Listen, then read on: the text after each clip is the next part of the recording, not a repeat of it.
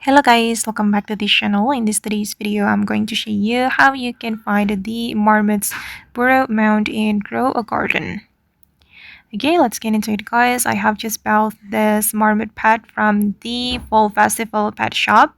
And then before I show you how we can find the Burrow Mound, I'm going to show you the ability of this Marmot.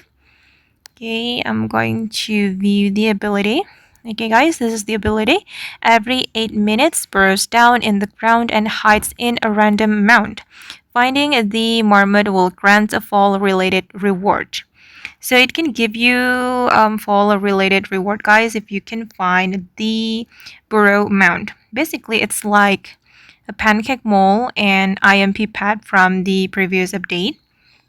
Okay, and when you get this notification, guys, you need to immediately find the marmot's burrow mound before it's gone. And you can find the burrow on your garden or outside your garden. It can be anywhere around the map. Okay, and yeah, the burrow mound is here.